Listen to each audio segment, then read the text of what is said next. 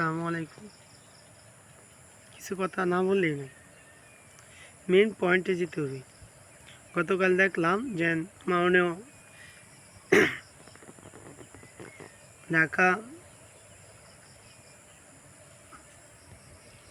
MP বর্তমান শিক্ষা প্রতিমন্ত্রী অভিয়াজ্জ সাহেব সুনামগঞ্জে বা সিলেটে কোনো একটা প্রাইমারি স্কুলে পরিদর্শনে যায়, যেখানে দেখা যাচ্ছে যে উনি নিজেই টিচিং দিচ্ছে ছাত্রদেরকে, এমনকি ছাত্রদের কারিকুলামে কতটুকু দক্ষ সেই বিষয়ে জানতে চাচ্ছি। তবে দেখা যাচ্ছে যে প্রাইমারি স্কুলে পোলা 5-এ পড়ে, 4-এ পড়ে, 3-এ পড়ে গণিত পারে না, রিডিং বলতে পারে না, এমনকি দেখে দেখে বলতে পারে না।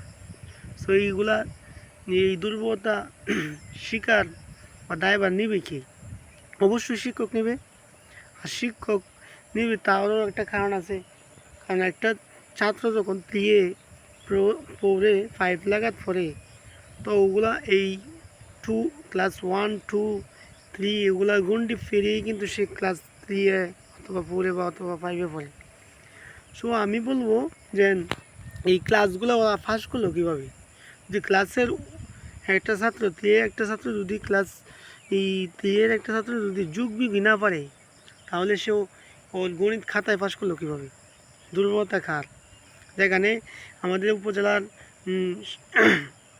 শিক্ষা অফিসার বা জেলা পর্যায়ের শিক্ষা অফিসার এ ধরনের প্রতিষ্ঠানগুলো পরিদর্শন করে দেখা দরকার, এবং কি খতিয়ে দেখা দরকার যে আমাদের ছাত্রদের মান উন্নয়ন কেমন, যে আমরা যে এত টাকা সরকারি থেকে বাজার দিচ্ছি তাদেরকে, তারা সন্তানদেরকে দিচ্ছে কি, ছাত্রদেরকে দিচ্ছে কি? সেখানে একজন প্রতিমন্ত্রী হয়ে স্কুল পরিদর্শন করতে হয়, এটা আসলে দুঃখজনক একটা বিষয়। তবে আমাদেরকে মেইন যে জিনিসটা আমি যেটা মনে করবো, মেইন যে জিনিসটা সেটা হচ্ছে আমাদের মূল শিকড়ে যেতে হবে। দেখেন যে প্রত্যেকটা school, primary school, high school, প্রত্যেকটা স্কুলেই এই টিচারদের যে ছাত্রগুলো আছে বা ছেলেমেয়েগুলো আছে, ওরা কিন্তু প্রত্যেকটাই ওই উপজেলা পর্যায়ে বা জেলা পর্যায়ে লেখাপড়া বা শিক্ষায় শিক্ষিত করতেছে। তবে তাদের কুকাজ কী? যে আমার সন্তানকে মানুষের মতো মানুষ করতে হবে। সরকার তাদেরকে 30, 35, 40, 50 হাজার টাকা বেতন দিচ্ছে, তারা এই টাকা নিয়ে শহরে জীবনমান গড়ছে, এবং কি তাদের সন্তানকে মানুষ করার জন্য তারা শহরমুখী হয়ে যাচ্ছে। আমি বলবো শহরমুখী এভাবে না হয়ে, আমি আমার ক্ষুদ্র দৃষ্টিকোণ থেকে বলবো, প্রত্যেকটা টিচার যদি শহরমুখী না হয়ে তাদের সন্তানদেরকেও তাদের নিজস্ব প্রতিষ্ঠানে লেখাপড়ার জন্য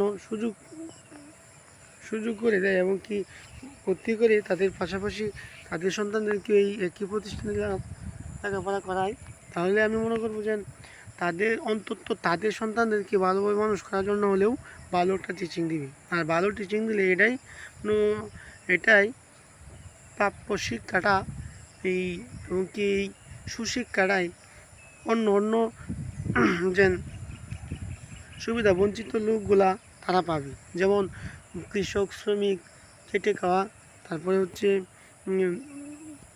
দিনমজুর, ওদের সন্তানগুলা। কারণ দেখা যাচ্ছে প্রাইমারি স্কুল, হাই স্কুলে গ্রামের প্রত্যন্ত গ্রাম অঞ্চলগুলোতে এই বেশিরভাগ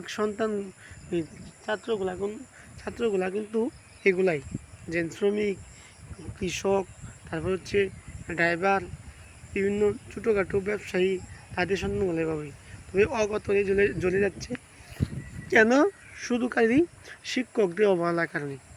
শিক্ষকরা অবহেলা করতেছে কেন? মেন যে বিষয়টা এটা হচ্ছে যে আমি আমার সন্তানকে শহরে নিয়ে জীবনমান উন্নত করছি, এবং কি আমার সন্তান অবশ্যই ভালো একটি বেনিফিট বা ফিডব্যাক আমাদেরকে দিবে। কারণ এগুলো আমরা প্রতিদিন চেকিং নিচ্ছি, বা কোন ক্লাস হচ্ছে, কতটুকু হচ্ছে, কেমন পারতেছে, কোনটা পারে না, এভাবে। আর এই প্রাইমারি স্কুল বা হাই স্কুল যে স্কুলের টিচার উনি কিন্তু এই স্কুলে তার সন্তানকে রাখতেছে না কেন?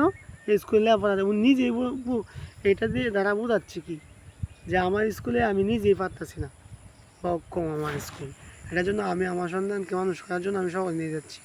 যদি ভালোই হইতো, তাহলে আমি মনে করবো যে প্রত্যেকটা স্কুলের টিচার তার সন্তানকে আগে তার প্রতিষ্ঠানে রাখতো, এবং কি সর্বোচ্চটা দিয়ে চেষ্টা করতো, যেটা অন্য ফ্যামিলি এবং কি অন্য অন্য এই এই গার্জিয়ান তাদের সন্তানদের জন্য এটাই প্রাপ্য বা পাইতো।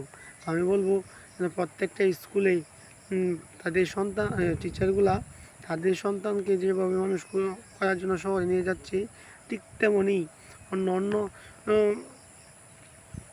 শ্রমজীবী শ্রমজীবী সন্তানদেরকে মানুষ করার জন্য, নিজের সন্তানের মতো মানুষ করার জন্য প্রকৃতপক্ষে কাজ করি। আর এটার জন্য ঊর্ধ্বতন মহলের দৃষ্টি অবশ্যই আকর্ষণ করবো, কারণ ঊর্ধ্বতন মহল যদি এই দিক দিয়ে খেয়াল না দেয়, তাহলে প্রত্যেকটা সরকারি কর্মকর্তা তাদের সন্তানকে মানুষ করার জন্য যতটুকু সুযোগ বের করছে বা সময় বের করছে এবং কি সরকারি টাকা ব্যয় করছে, তার কিন্তু প্রাপ্য শিক্ষা সে দিচ্ছে না। এটা দেওয়ার জন্য আমি বলবো যে প্রত্যেকটা টিচারদের সন্তানদেরকে আগে নিজের প্রতিষ্ঠানে আনুক এবং কি সর্বোচ্চতা দিতে চেষ্টা করুক, তাহলেই দেখবো আমরা যে ভালো একটা বেনিফিট বা ফিডব্যাক পাওয়া যাবে। না হয় এই দেশ ধ্বংসের দিকে যাবে। এই আমার এই কথাগুলো ক্ষুদ্র দৃষ্টিকোণ থেকে বললাম, ভুল হলে মাফ করেন। আসসালামু আলাইকুম।